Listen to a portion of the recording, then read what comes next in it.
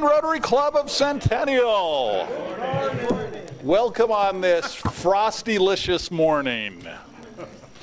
Dr. Mark, I think you're going to inspire. Oh, you came to the front of the class.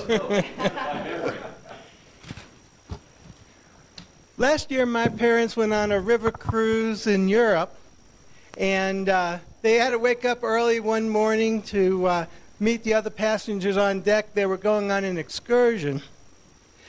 And two of the other passengers, they were Christian ladies from Arkansas. My parents are Jews from New York City, and they had nothing in common. On paper, the odds of them forging a relationship and becoming friends were infinitesimal. But my mother is very gregarious, and she said, "How are you ladies doing? What are you up to?" And they said, "Oh, we're just lollygagging." And my mother said, "Lollygagging? What an interesting word. I've got to write that down. What does it mean?" And the ladies kind of giggled, and they said, "Well, it's an old Southern word, and it kind of means to spend your time doing nothing." And my mom said, "Oh, you're spaziering." And they said, "Spaziering? What an interesting word. I've got to write that down. What does it mean?" And she said, "It's an old Yiddish word, and it means to spend your time doing nothing." And suddenly they had something in common. And the story really touched me because I thought, wow, in this world we live in, too often we have people who meet other people who look a little different, who sound a little different, who pray a little different, and we're quick to chastise, to insult, to go to war with. Maybe instead, if we had a conversation, a meeting of minds, or even the sharing of a couple of simple words, we can bridge that cultural divide and answer that cherished Rotary question we'll be reciting later today. Will it build goodwill and better friendship? Very nice. So let's see a show of hands. Who wants Mark to do the inspiration? Every meeting for the rest of the year. So no spaziering, is that? Spot. There you go. You're no lollygagging. You get to do that a lot. Is Tom Buck here? I don't see him, so we're going to do a group pledge. I pledge allegiance to the flag of the United States of America and to the republic for which it stands, one nation, under God, indivisible, with liberty and justice for all. Ms. Berry, I believe you have the Rotary Minute. I do. So I found this on the RI website. It was dated January 18th of this year. And it says, the foundation receives highest rating from Charity Navigator. For the 10th consecutive year, the Rotary Foundation has received the highest rating, 4 stars, from Charity Navigator, an independent evaluator of charities in the U.S. In the most recent ratings, the foundation earned the maximum of 100 points for demonstrating both strong financial health and commitment to accountability and transparency. In a letter to the foundation, Charity Navigator notes that only 1% of the charities we evaluate have received at least 10 consecutive 4-star evaluations, indicating that the Rotary Foundation outperforms other charities in America. This exceptional designation from Charity Navigator sets the Rotary Foundation apart from its peers and demonstrates to the public its trustworthiness. The rating reflects Charity Navigator's assessment of how the foundation uses donations, sustains its programs and services, and practices good governance and openness. Very nice. We belong to a great organization. Thank you. No business meeting today. Minute today. Mr. Peterson, stand up. Yes. Come on. No, I said stand up.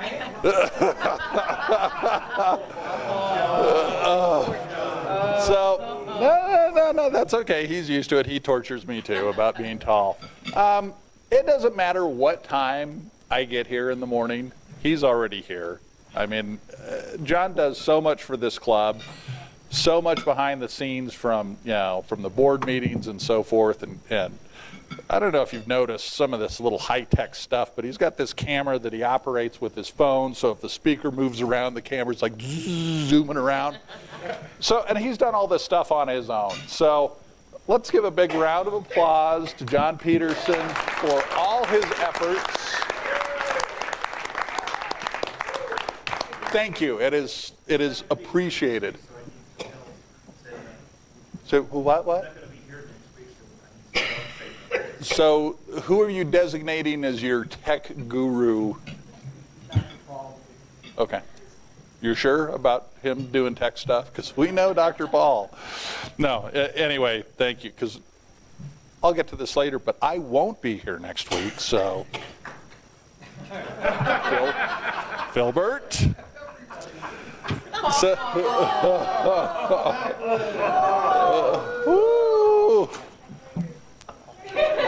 no, we talked about you earlier, but it's okay. Go ahead and have a seat. So anyway, thank you for helping set up whoever did all the setup today, because I always see the same names, but I know there's something going on.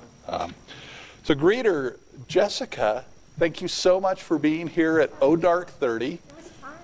Good. I heard you gave a lot of hugs. Yeah. Did you?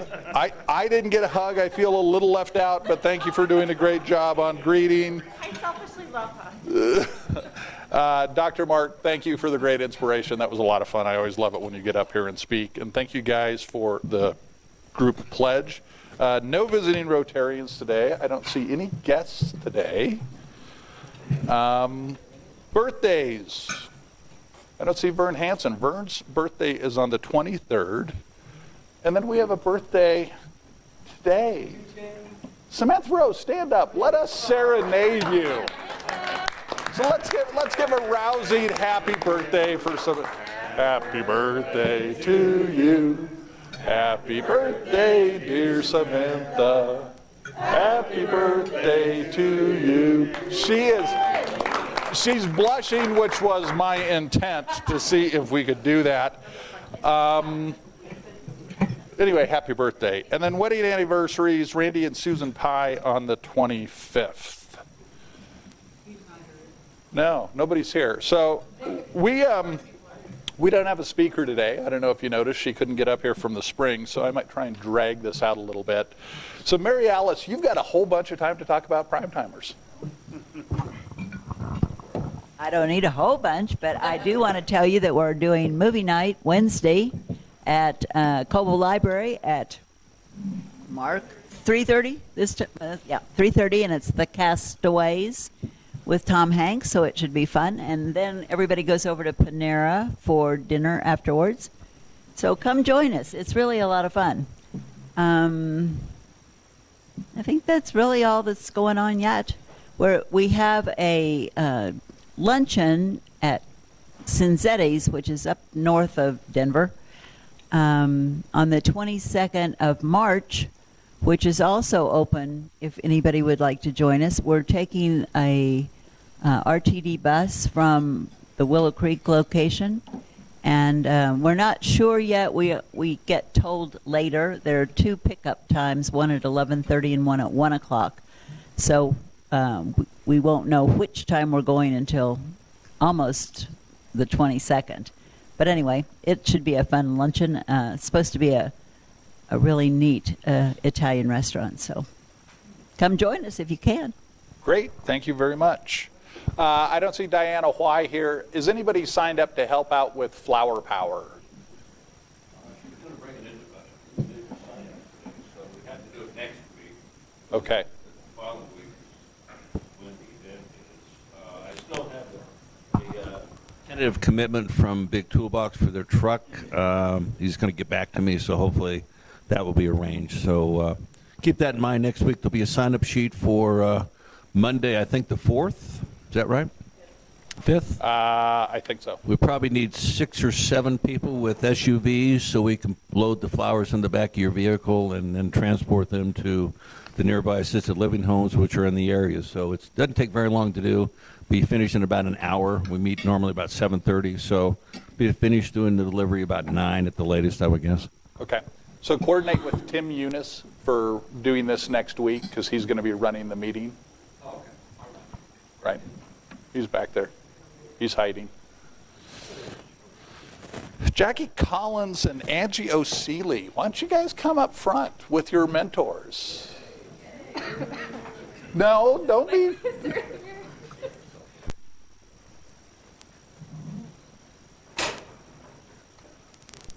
Exciting times. We see blue badges. Who was your mentor? And Jamie's not here. All right. So, very good. So, they've done all their stuff. They've been to the board meetings. They did their little list. And so they get to shed their red badges. So Jacqueline Collins and Angie O'Seeley, you are now full-fledged blue badge members. So later on we will teach you the secret handshake. So be prepared for that. So congratulations. Thank you. Yes. Thank you. Oh, hey, you want pictures, John? All right, come on. We got time. Come on. Hey, Brad. Where do you want us? Very official photo.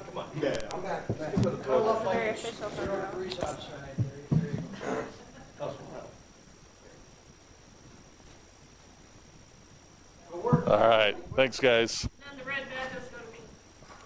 Yes, make sure Karen gets your red badges. Karen Berry, tell us about Rally for Kids again. All right, Rally for Kids is April 13th, Friday the 13th. What are you going to do but enjoy a nice lunch and learn about CASA and what Advocates for Children do? So keep that on your thoughts about going, and let John or I know if you'd like to attend. We can get it there. We can get it on the calendar. Mr. McCarty, tell us about the EWB fundraiser. Yes, the Microphone. Engineers Without Borders fundraiser for the Madagascar project is this Thursday at Stoney's Bar and Grill, 11th and Lincoln Street, close to downtown. They really need some support from Rotarians. They're our partner on the project. They have their own expenses. If any of you can go and help them out, it would be much appreciated. It starts about 6 o'clock. They're going to have a silent auction. They've got some dinners and some growlers of beer and other things to auction off. So please try and be there if you can. I think they would really appreciate a presence from a couple Rotarians. Great. And they're really an exciting bunch for engineers. So, I mean, we definitely want to spend a little bit of time with these guys. It might have been directed at you, Don. I'm just saying. Brad, before you take another bite, talk to us a little bit about chat groups again and Business Mixer. Sure. Grab the mic, otherwise it doesn't get picked up on the video. Good morning. Good morning. Good morning. Thank you. Thank you, Phil. I appreciate that. We do have a visiting Welcome. Rotarian.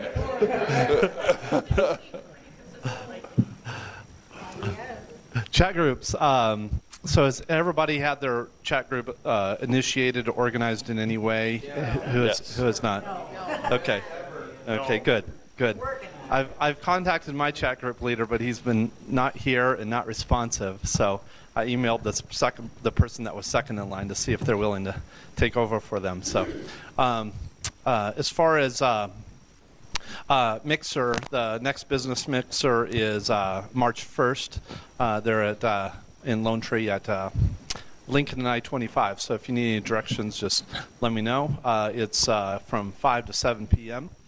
Other Rotary clubs are welcome. So if you have a connection to another Rotary club, please let me know or let Samantha know so we can make sure that they are welcome. So thanks.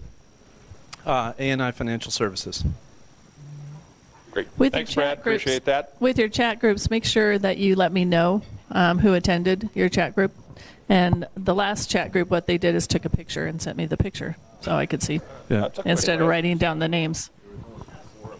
And Okay. I was trying to think what else to say with chat groups, and she made me think of a good point. If you're not unable to attend your chat group, but you still want to be a part of one, I encourage you to let the other leaders know or let me know, so that way we can plug you into another chat group. Great. Thanks, Brad.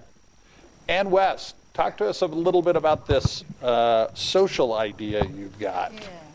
The other Valentine's Day, John and I went to Hudson's because we had a coupon. That always helps. And, well, I'm going to try to get our chat group into Hudson's because they have a little wine room that's perfect for our group.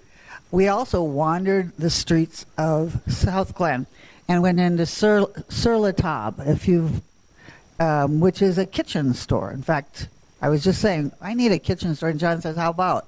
But they do cooking classes, and I thought that sounds perfect for a social. John Barry was saying that they had a terrific time. And Don said that, wasn't it you that went there? Your son went there and had a great time. It's not cheap, and I look at the budget when I talk about social. It runs around $70 to $85, but you have a terrific time, and you eat what you cook, which could be dangerous. But I'm suggesting we do one in March, and if not in March, in April. Can I have a show of hands? How many would be interested? Right. This is looking good. This is looking good. We will be pushing this soon, and it's an evening class. And I'm looking at these, and we have light comfort cooking. I saw something for food too in here, and I'm a seafood fan. Oh, Vietnamese kitchen techniques might be terrific. Could be interesting too. Nope. Oh, that's mine. Okay. That's yours. How many can they seat for a class? Do you know? How many? I will ask. I think there was about 12 in the class that Karen and I took, and it's been a couple years, but it was actually a lot of fun. As years ago, I cooked professionally, so she made me do everything. But we really had a good time, and I think were pouring a little bit of wine while you were cooking, and we did steaks and learned how to do a pan sauce. I mean, it was really a lot of fun, and the food turned out pretty well. He was trying to show us a new technique on the dessert, and nobody's worked. But it was fun. It was well worth doing, so something to keep in mind. Oh, you have an announcement? I do have an announcement. Well, announce. I am pleased to announce that I have found 2 co-chairs for the Blessing Bag Project. Okay. Jessica Reagan and Jessica Seidner are going to co-chair the Blessing Bag Project, so I'm sure they'll be sending something out to everybody this afternoon, right? I'll send you the information. So we were looking for somebody to chair it, so I'm sure they'll do a fine job. So anybody who wants to be on the committee, you know who to contact. Right. So come up with a budget for that, and that is a good segue. We're getting ready to head to Mexico. Cheryl and Roxy are heading down on Thursday, and Karen and I are going to Vegas Friday and then on down to Mexico Saturday to work at Casa Hogar Los Angelitos, which is the orphanage that we support. It's going to be a fun time. There's a big travel warning taking place in the state of Colima, and a few people didn't want to go because of that. I've done some research, and I think we're going to be okay as long as we don't go into the strip clubs or the gambling establishments. I think we're okay down there in Manzanillo. But the next board meeting, which would normally be on March 7th, is going to be on the 14th. So if you want to get Ken, Mr. Hope, Ken? I'm sorry. That's fine. You were talking out of order. That's okay. I was talking with Ms. Primetimer over here. I think that takes precedence over the president, but I'll let you slide. Okay. So anyway, get your budget together and a funding request for that meeting on the 14th, maybe? We'll try. Okay, that'd be perfect. So on February 27th, we're going to give Tim Eunice a dry run. So he's going to run the meeting on the 27th. And then March 6th, Randy Ernest is going to be filling president. So you don't have to put up with us for a couple of weeks coming up. Do we have any trout, Mr. Gale? Yes, I just want to turn around and give a heads up to everybody. It was a reminder from Ken Hope yesterday. I use my East Coast mentality regarding snow. Anything more than 2 inches and everything gets canceled.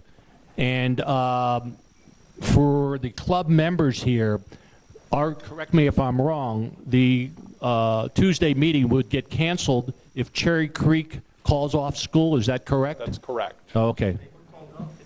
No. It's vacation day. They're on vacation. They're not going to school today. We don't have to be here. Thank you. You're welcome. Thanks for that, Mark. Yeah, I got up early and checked to see if Cherry Creek was closed, but that's correct. In the future, if there's snow, if Cherry Creek High School has called off classes, we follow their schedule, so we would not have a meeting in that instance. Do we have any travel gifts? You better have a travel gift. You've been... Wow. All right. Well, I got back from Sedona, Arizona, and of course it was beautiful, and I was camping. It was really cold during February. So as, you know, because Sedona is known for its sun, and of course it's very new, agey, metaphysical, so I had to make sure to bring something back from the Vortex. So this is the Sedona Sunset Blend Tea, an organic herbal blend activated with Vortex and flower essences. Now, that's not marijuana. It is a little different, but I'm pretty sure it's pretty good. So, All right, there you good. Thank you.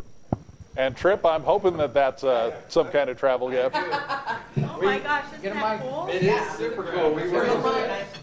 We went to, Sharon and I went to Oregon last weekend. Her father lives there in Redmond, and we went to a little town called Sisters, which is named after a couple of mountains that are there.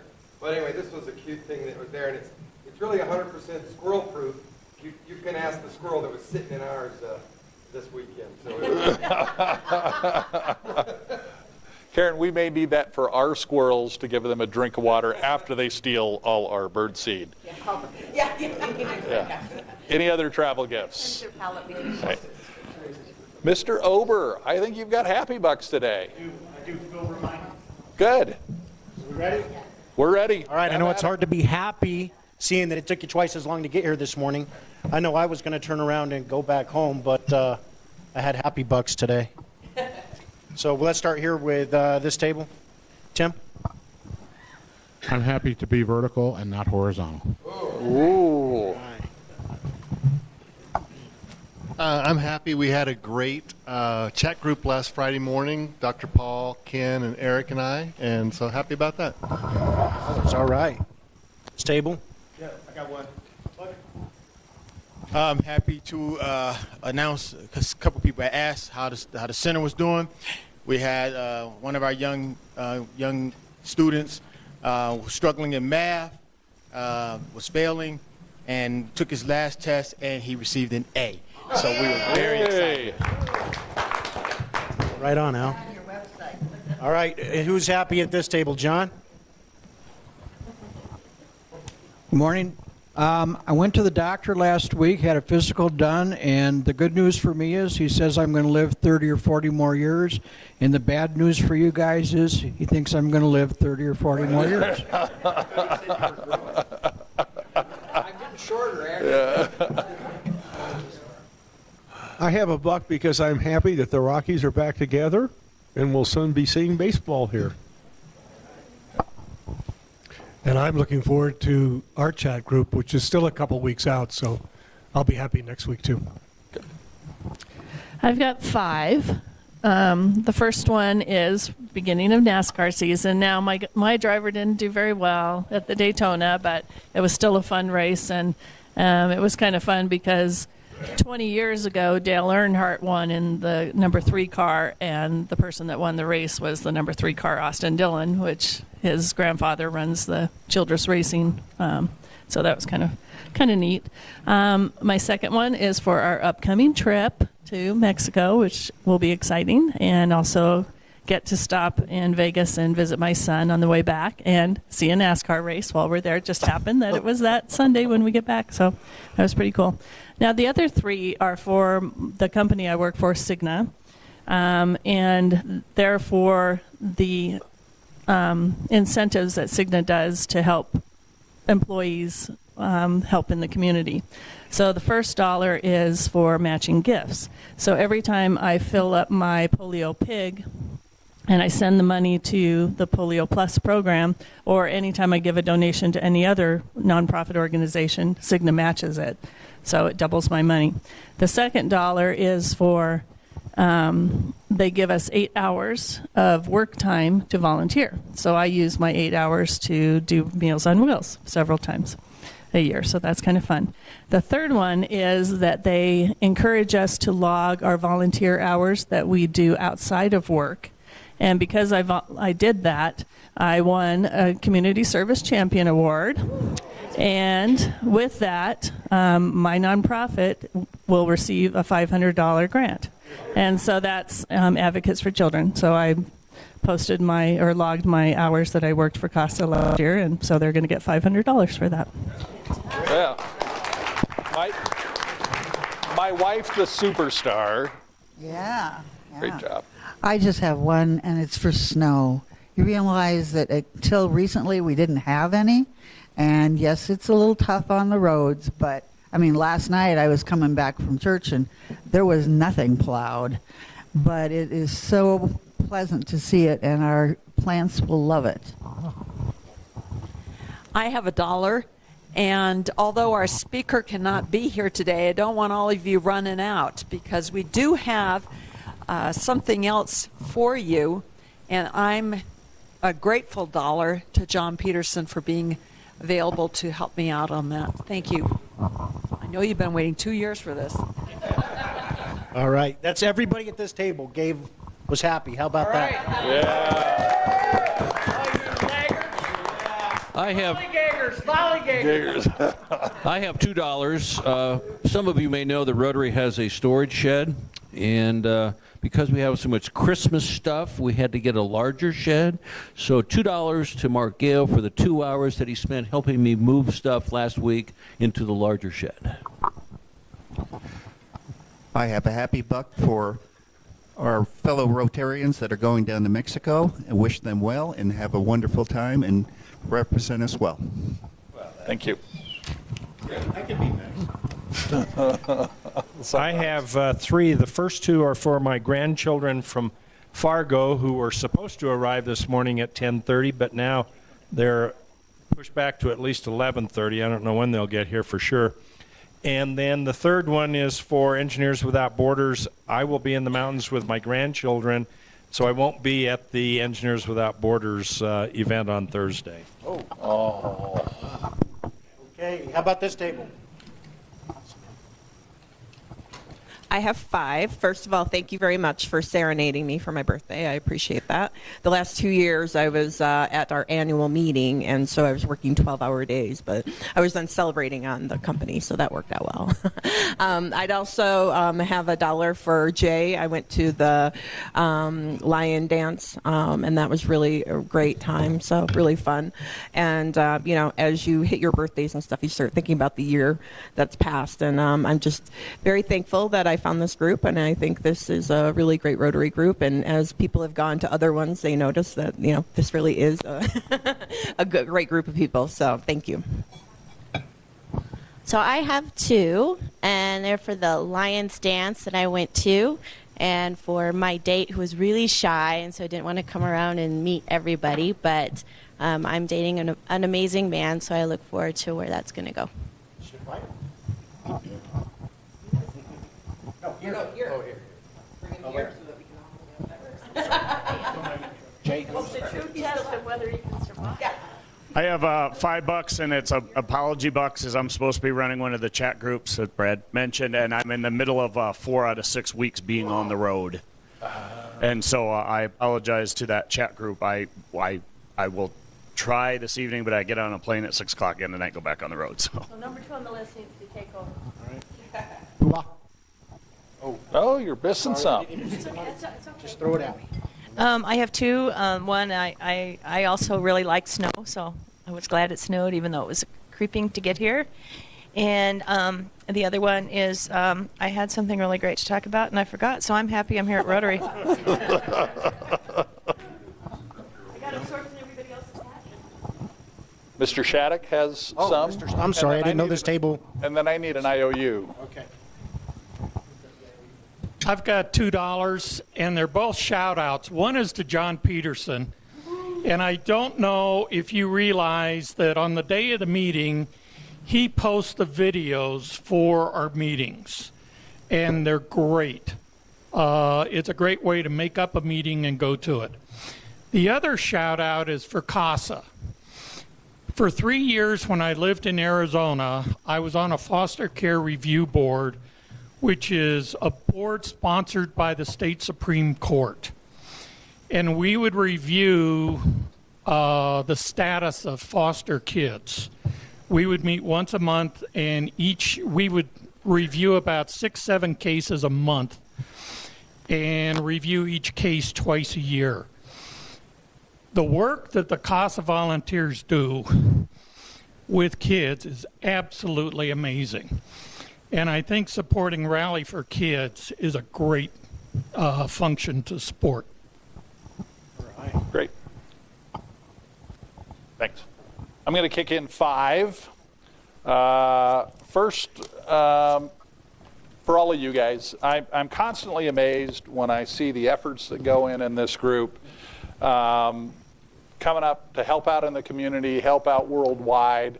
The effort that has been put in already on the opioid projects, on the Madagascar project, and even Flower Power. I mean, Diana Y., we said, oh, you're new. We don't have anybody here. Do this. And she just said, okay. But all of you are great. I thank you all very, very much. And the rest of them are just for the upcoming Mexico trip. I'm looking forward to that, working with the orphanage and spending time down there. Now, we may have a little bit of time set aside for umbrella drinks on the beach too. It won't be all volunteer work, but it'll be a lot of fun. And then I'm looking forward to just a little bit of vacation time and hanging out in Vegas with my lovely wife. So anyway, there's my 5 happy bucks. So with that, we don't have a speaker, so we've got a movie. Did I leave anybody out? No. I hope you like NASCAR. I do, not as much as my wife, but I do like it. She is hardcore. And then I have $2. I'd like to welcome our blue badges. Congratulations. I know filling out that checklist is daunting. And I'd also like to thank Karen, because if it weren't for Karen, I think I would have horrible attendance, because I never check off that attendance sheet every morning when I come. So thank you, Karen. Mr. Peterson, have at it. Okay, well, this is a video that was shot when I used to be in the photo industry before I retired. I was a member of a group called the Photo Marketing Association. And at one of our conventions, Roger Dow spoke, and it was just memorable. And I was able to get a hold of a video of this presentation. So it comes from the photo industry, but the message is beautiful.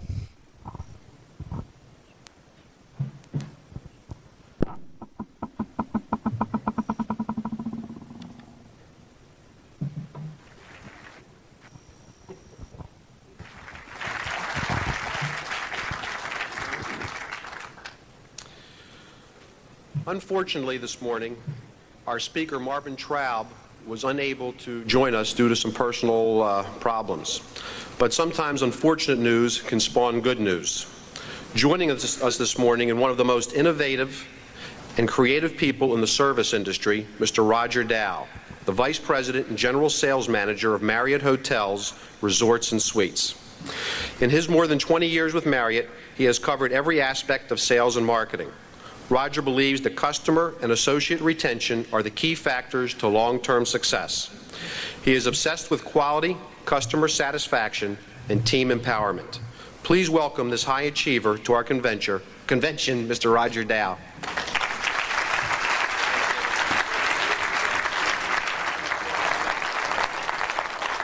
Well, thank you very much, David, and it is terrific to be here. And as I was listening to both David and John's remarks, I was saying to myself, there's so many similarities between both of our industries. I mean, my business with Marriott, we started as a family business, and I know so many people in this room started that way and are still in a family business, as we are.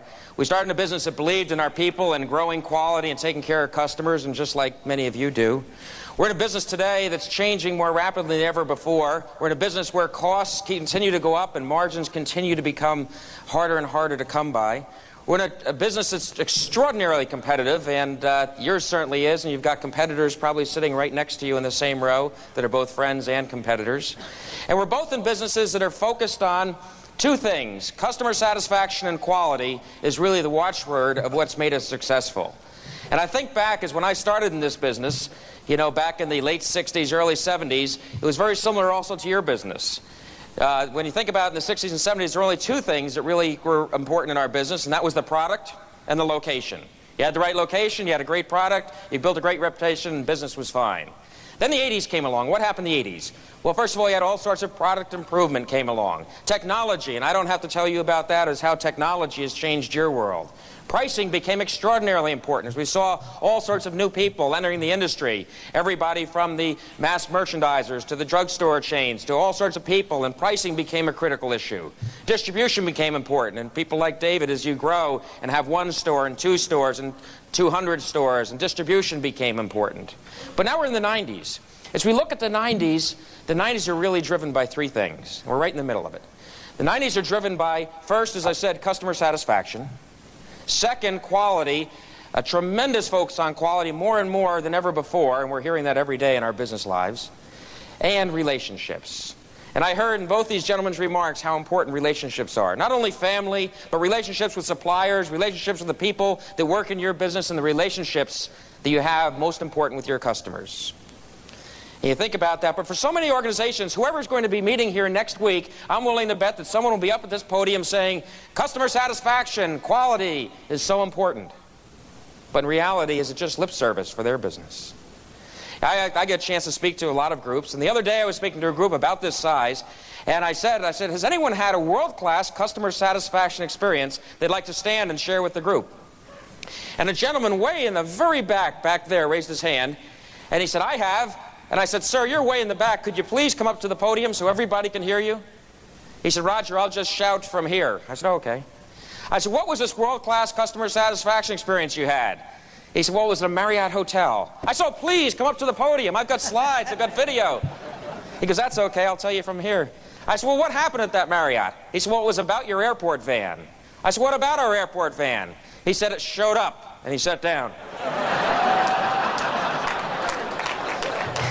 And I thought to myself, I said, gee, was he being smart? And I realized for him that night, the airport van showing up on a rainy night was so important. In your business, keeping that promise, keeping that commitment, stores that are open in the right hours, and they're right and properly staffed, that are properly stocked, and have the latest technology are all the important things to your customers in being world-class.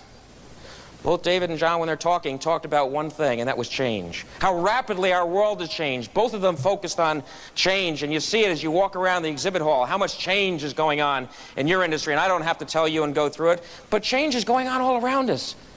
If I told you, if I was here a year ago and I said that General Motors would announce that they're going to lay off 74,000 people and close down some 21 plants, you'd say I was crazy. That Sears, almighty Sears, the great retailer Sears, would have to take a mortgage on the Sears Tower and move out to the suburbs just to keep the doors open.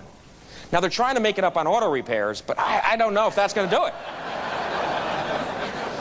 And we have a new administration and a whole new way that we're trying to look at things, and that's causing change. And you talk about this change, I mean, something that pained me recently. A couple of months ago, I had to send a note to all of our hotels.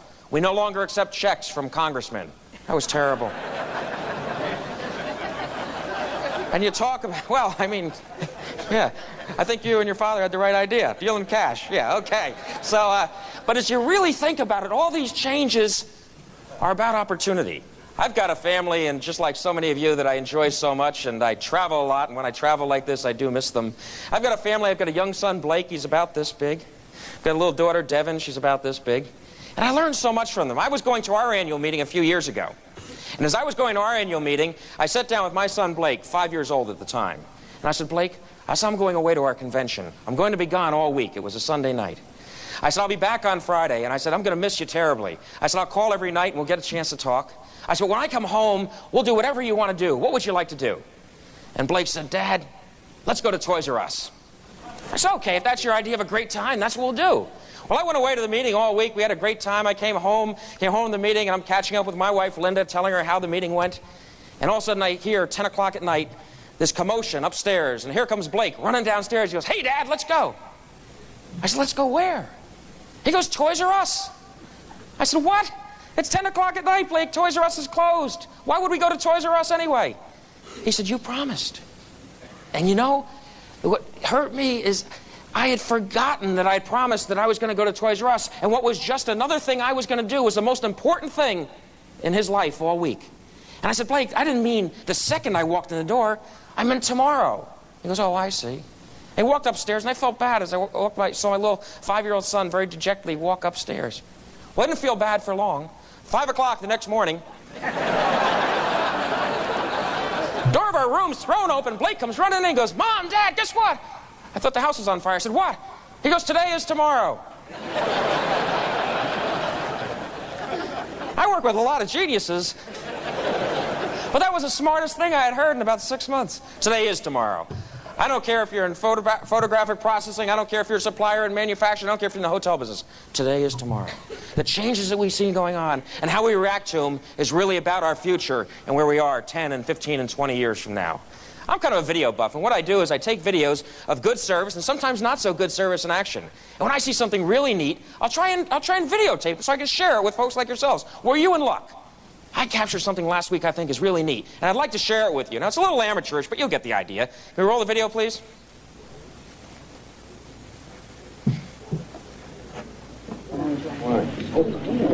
I'd like a plain omelet, no potatoes, tomatoes instead, a cup of coffee, and toast. No substitution. What do you mean, you don't have any tomatoes? Only what's on the menu. You can have a number 2, a plain omelet. It comes with cottage fries and rolls. Now, I know what it comes with, but it's not what I want. Well, I'll come back when you make up your mind. Wait a minute. I have made up my mind. I'd like a plain omelet, no potatoes on the plate, a cup of coffee, and a side order of wheat toast. I'm sorry, we don't have any side orders of toast. I'll give you an English muffin or a coffee roll. What do you mean you don't make side orders of toast? You make sandwiches, don't you? Would you like to talk to the manager? Hey, Mac. Shut up. You've got bread and a toaster of some kind? I don't make the rules. Okay, I'll make it as easy for you as I can. I'd like an omelet, plain, and a chicken salad sandwich on wheat toast. No mayonnaise, no butter, no lettuce, and a cup of coffee. A number 2, chicken salad sand. Hold the butter, the lettuce, the mayonnaise, and a cup of coffee. Anything else? Yeah, now all you have to do is hold the chicken, bring me the toast, give me a check for the chicken salad sandwich, and you haven't broken any rules. You want me to hold the chicken, huh? I want you to hold it between your knees. You see that sign, sir? Yes, you all have to leave. I'm not taking any more of your smartness and sarcasm. You see this sign?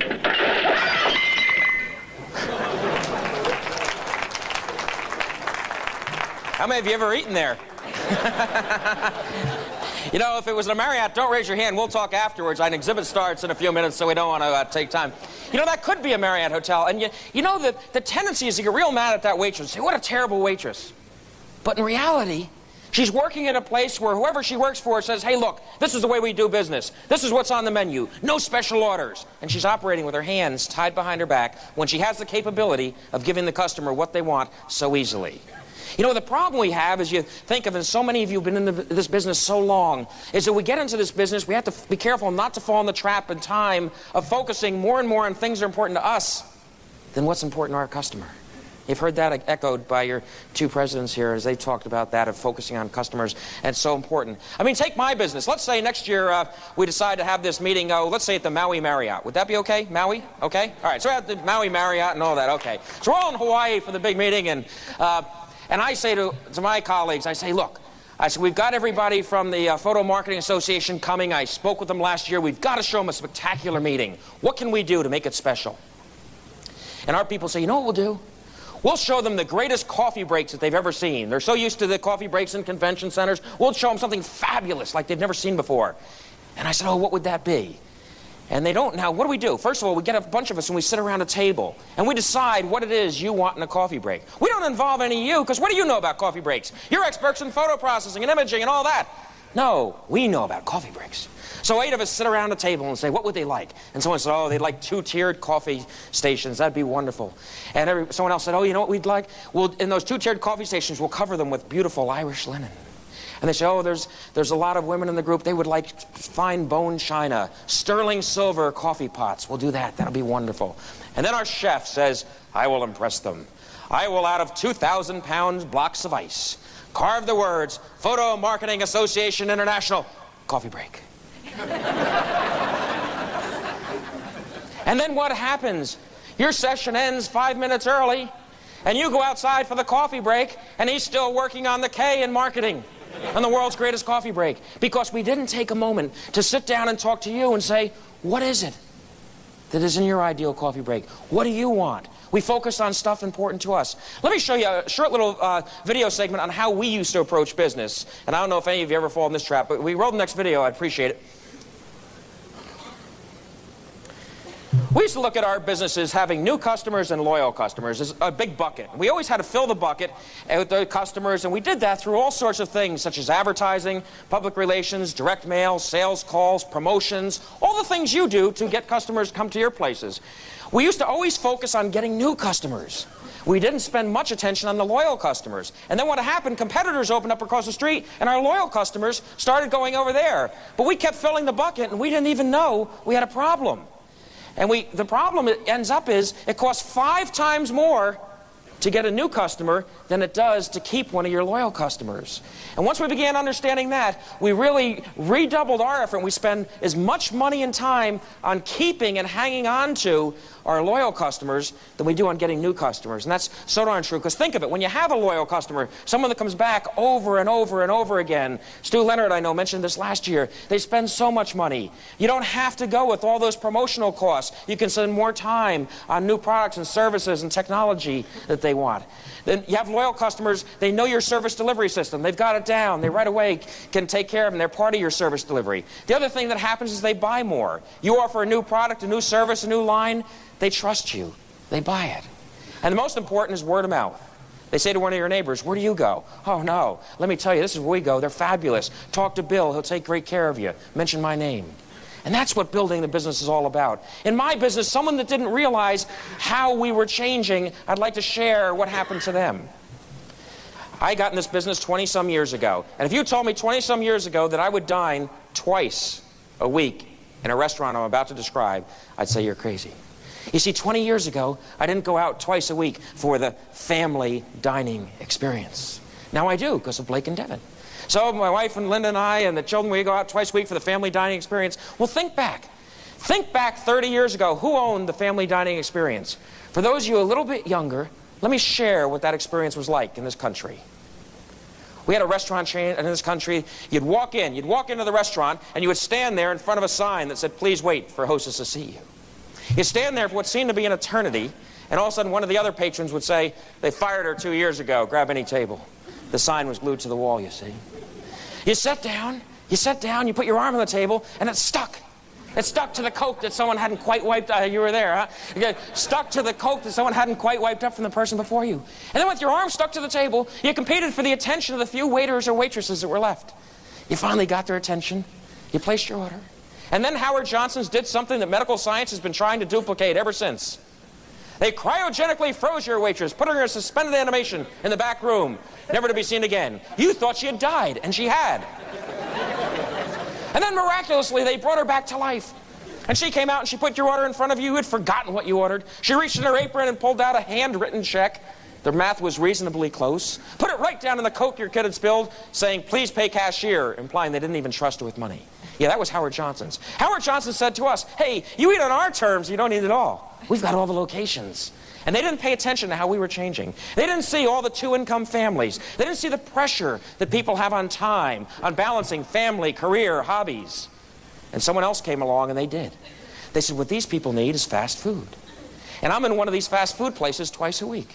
And if you're not lucky enough to be there, let me describe the experience. I go into one of these restaurants, and I stand on line in front of a counter. As I get closer and closer to the counter, I start to perspire. I start to get nervous. I start mentally rehearsing my order for fear some 16-year-old might call me indecisive. Why do I care? I don't know. So I finally place my order. I get it all right. My family and I walk around the restaurant. We find a table. We sit down. We consume the food. And then what do? We clean up the table so you don't talk about us with your family when you sit down.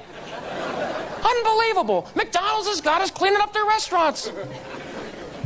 Oh, I know. Dave Thomas was here. He's a great competitor of theirs. And, you know, I'm still trying to figure out how to get you to make the beds in the morning. That'd be fabulous. Wouldn't that be great if your customers came in at the end of the night, hey, don't worry about totaling up, cleaning up, we'll take care of that. Wow. Well, I'm there twice a week. Why am I there twice a week? Because I have 2 customers, Blake and Devin, my most important customers. And every week I'll say to my wife, Linda, I travel a lot on business, and I'll say, look, you've been with the children all week. We're going to go somewhere. We're going to play. We're going to go out for lunch. We'll see you later. She smiles because she knows where we're going. She says, have a great lunch. And I sit in the car and we're driving down the road and I'll say to my little daughter, Devin, who's in 1st grade, I can work better with her. I'll say, Devin, I said, where should we go for lunch this week? How about Chez Nou, the little French place that just opened up down... She says, we're going to McDonald's, Dad. I said, why are we going to McDonald's this week? We were there twice last week. My son goes, French fry transformers. I go, what? And I can see my daughter's little hands in the mirror, and she said they're French fry packs that turn into robots and back to French fry packs again. I said, how do you know this? My son says, we saw it on TV this morning. Now this is embarrassing. Here I am in sales and marketing at a great big company, and I've got to teach my own family Marketing 101. I said, you know, that could be last week's promotion, and they're all out. Could be next week's promotion. They don't have them yet. My daughter said, they'll have them. So we go, we pull into McDonald's. True story as I'm standing here. We park, we get out of the car. My son looks up at the McDonald's sign. He said, Dad, you know why I love, not like, you know why I love McDonald's? I said, why do you love McDonald's? I can't imagine such a thing. And Blake says, because McDonald's never lies to you, Dad. And he walked to McDonald's, he goes up to the lady at the counter, and he goes up to her and he says, you have French fry transformers? The lady said, we sure do. My children went, see?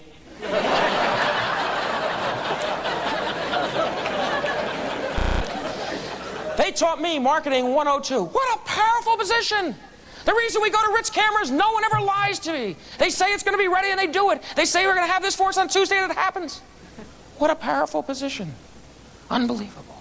I try and read all the business books and keep up on what's going on in business, but most of them bore me. You know, my favorite business philosopher still is Yogi Berra. Remember Yogi Berra, the former catcher for the New York Yankees? He said it best. And the most important thing I'll say all morning. He said, if the fans don't want to come to the ballpark, no one's going to stop them.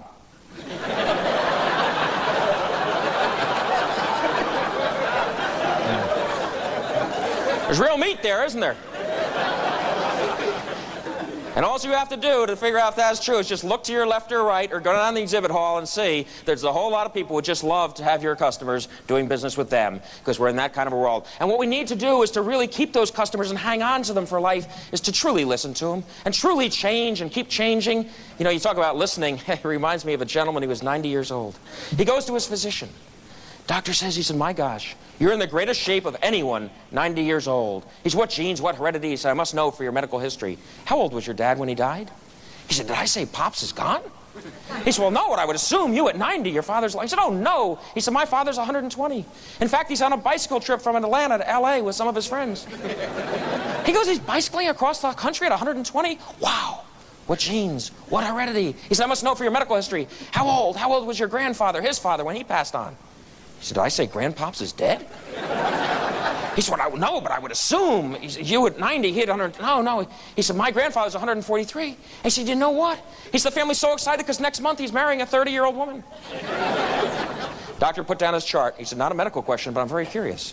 Why would someone 143 want to marry somebody 30 years old? He said, ooh, did I say they wanted to get married?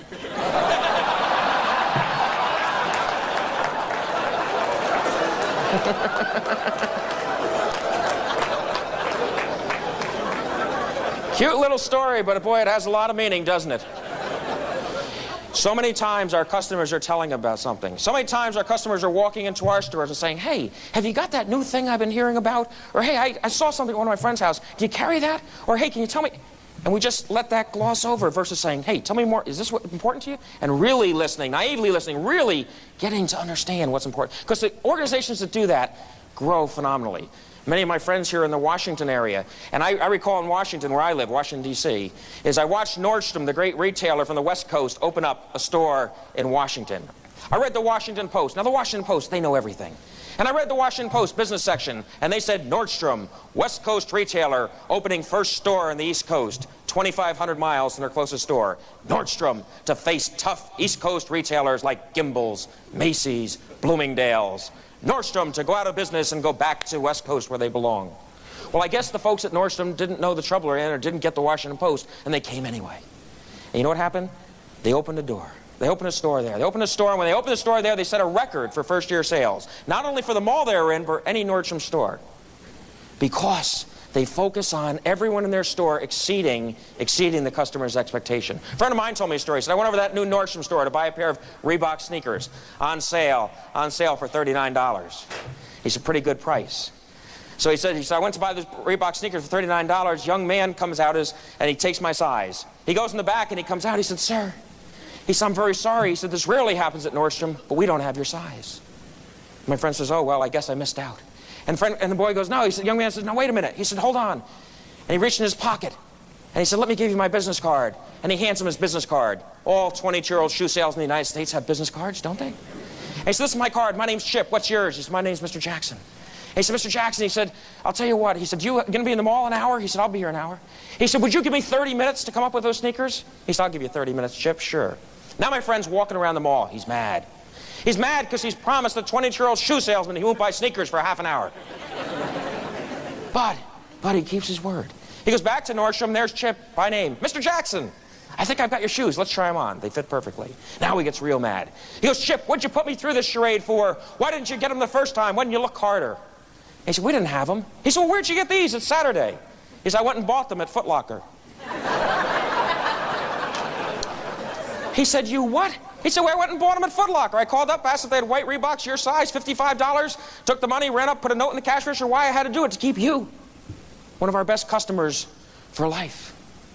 He goes, wow. He said, that's amazing. He said, but Chip, you're going to lose your shirt. The young man said, no, he won't. He said, oh, Chip, let me help you with the math. 55 minus 39. He said, you're going to be out $16. He said, no, he won't. He said, when the people from Reebok come in, he said, when they find out, and my manager says we almost lost one of our best customers because we weren't properly stocked, he'll give us 2 pairs for free. In fact, that's an announcement that Kodak is going to make at this meeting. Yeah, it's really, I'm sorry, yeah, so it's, I am sorry to steal your thunder, Bob. I'm sorry. But then he asked him the most important question. He said, who enables you to do this? And Chip said, I don't know. He said, that's my job. He said, what's your job? He said, my job is to make sure you never buy your Reeboks at Foot Locker.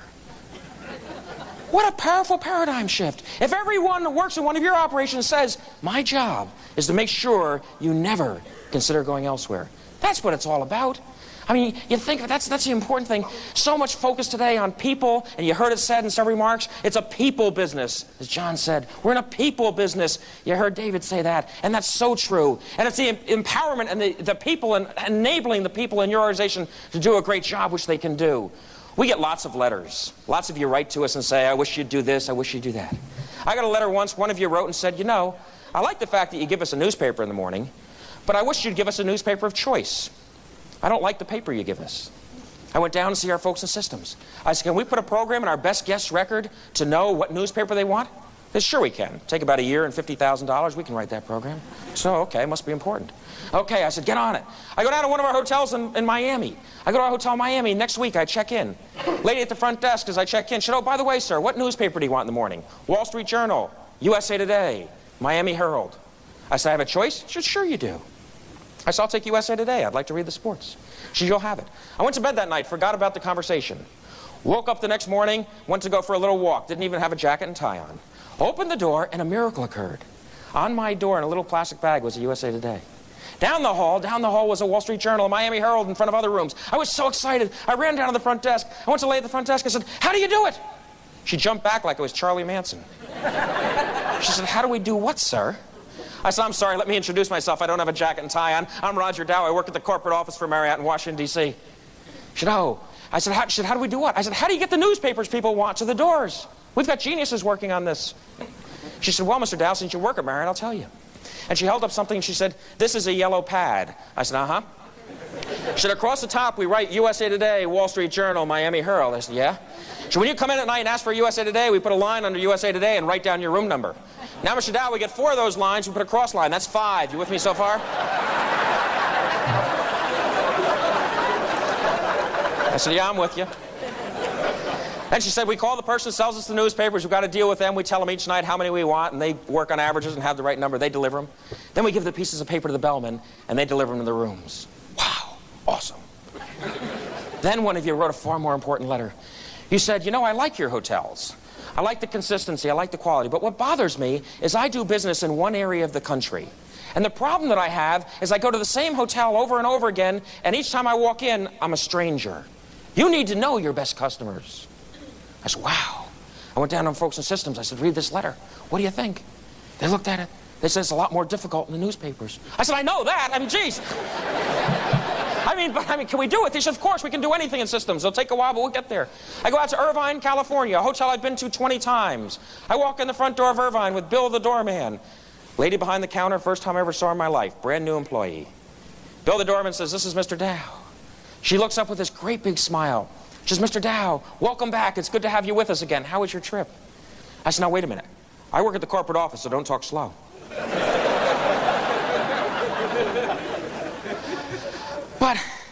But how do you know I'm a repeat guest? Have we ever met? I don't think I've ever met you.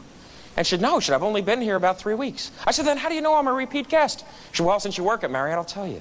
She said, when Bill the doorman takes your bag, he asks your name. And then he walks through the front door. He says, have you ever been here before? If you say yes, when he introduces you, he pulls on his ear.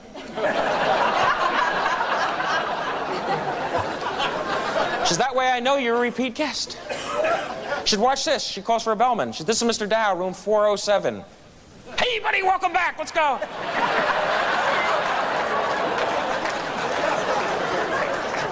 It's unbelievable what you can accomplish if you know the needs of the customers and can focus on them. You know, it gets down, and I heard John mention this in remarks, it gets down to caring. It gets down to truly caring. The organization that cares. Everyone here that's so successful, I guarantee you, they care about their customers and their people and their business just a little more than some of their competitors that may not be doing as well. And you talk about caring. I remember I went into a movie the other day. I went to buy some popcorn. And the popcorn wasn't filled up all the way. And I'm looking at this popcorn. I'm moving down the counter. I said, should I say anything? And finally I said, yeah, it's $4 a bucket now in Washington. And I said, excuse me, miss. And the young lady said, wait your turn. I said, oh, okay. So I stepped back, and I'm standing there with my popcorn. And this young lady comes over, all of 16 years old. She said, what's your problem? And I said, hey, it's not like a big problem. I said, I got this popcorn here. It's not filled up all the way. I said, would you mind filling it up all the way? And she said, give me that popcorn. She grabs the popcorn, she throws popcorn, she slams it on the counter. Popcorn's like gone all over the place. Everyone's looking at me. What's he going to do now? I'm looking at her. My wife's grabbing my arm saying, it's not worth it. I said, oh. I said, oh, yes, it is. I said, we have an attitude here that needs correcting. No, don't try this at home. I'm a trained professional. I know how to do this. I've taken classes on it. Okay. First, you have to build empathy. And I look at this young lady, and I say, excuse me, miss. I said, if you were buying this popcorn, wouldn't you want it filled up all the way? She looks at me, she says, sir, frankly, I don't care. I said, ooh, you little... No, I didn't. No. It's a two-step process. I said, excuse me, miss. I said, do you have any idea who I am? She said, I have no idea who you are, and I don't care. I said, well, let me introduce myself. I'm Vice President of Sales for Hyatt. We need good people like you. Look us up when you get out of school.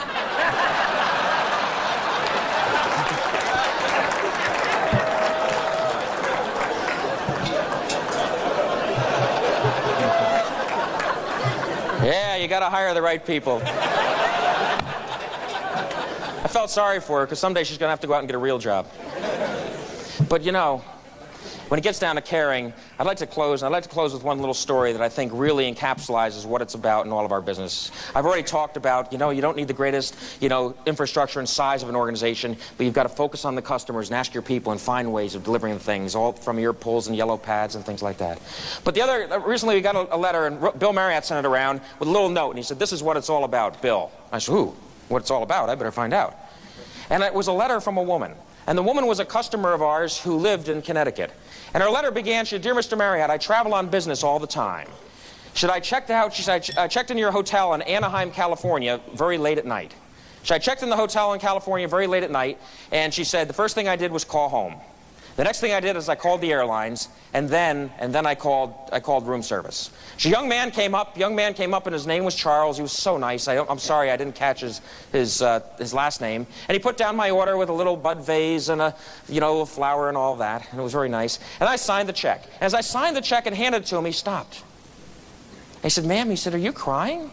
He said, "Your eyes are like all red." I said, "I was crying." She said, "I was hoping you wouldn't notice." He said, "Well, what's the matter? Is there something I can do?" He said, "Nothing you can do. Nothing." He said, "Well, try me." He said, "We're open 24 hours a day. We have lots of people. Maybe we can make you happy." She said, "You can't." She said, "You see, I travel all the time on business, and I have a sister who's been terminally ill. I check twice a day wherever I am, and I call and find out how she's doing when I'm out of town. And I called as soon as I got to your hotel this evening, and I called and found out while I was in flight from LaGuardia to L.A., she passed away. And so I called the airlines to see if I could get back immediately to be with my family, where I wanted to be, where I belong. And I found out the next flight's not out till 6 o'clock the next morning. That's why I'm crying. That's why I'm dining alone in the room tonight." And he said, "Well, should you have our sympathy, ma'am?" He said, "You really have our sympathy. If there's anything I can do, we'll be here. We're open 24 hours a day." And she said, Mr. Marriott, she said, "I don't know why," but it just felt good knowing that Charles, the room service waiter, cared and had this sympathy for me." So he left. About a half an hour later, there was another knock at the door. Not expecting anybody, she looked through the peephole to see who it was. And Charles was standing there. She opened the door, assuming he was coming for the tray with the dishes. Instead, he was standing there with another tray. And on that tray, he had a pot of coffee and a piece of warm apple pie. And he said, "The chef made this dessert for you. Thought you'd like some dessert tonight." He brought the dessert in and put it out, and she said, "It was so nice." And then he reached in his pocket, and he pulled out a card that he had bought with $2 out of his own pocket. And he said, "I bought you this card." He said, "Would you open it while I'm here?" And she opened it. She said, "Mr. Marriott, there must have been 25 signatures on that card, all over the place, all first names." He said, "Let me tell you who these people are. This is Bill and John. They're room service waiters with me. This is Helen. She answers the phone. This is Pete. He works in the dish room. This is Klaus, the chef. This is Fred. He's a bellman." On and on. He said, "These are my friends." He said, "I went around and told everybody what happened to you, and we thought we ought to get you this card to let you know you're not alone tonight. Lots of us care." And her letter went on. She says, "Let me tell you something, Mr. Marriott. As long as I live, I'll always stay at your hotels. As long as I live, anyone that asks me, I'll tell." That was good.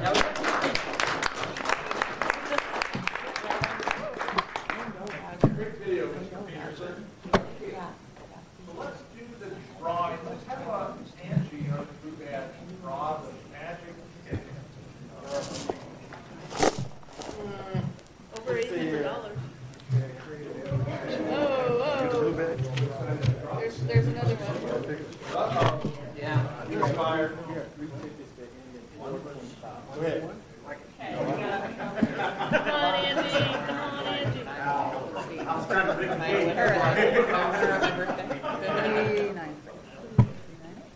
Yeah. Number is. All right. I missed it by one.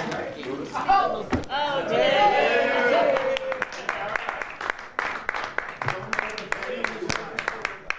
You know, this seems appropriate since John was sort of our speaker. Yes, exactly. This is lunch. Oh, all right. You don't hold the bag up too high. Wait. Oh. Those of us who are shorter can still hold the high. Much higher. Come on, John. Winner. They all feel the same, John.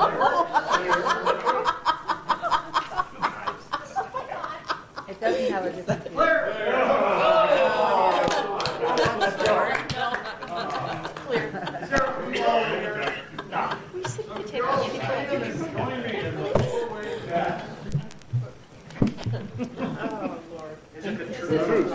Is it fair to all concerned?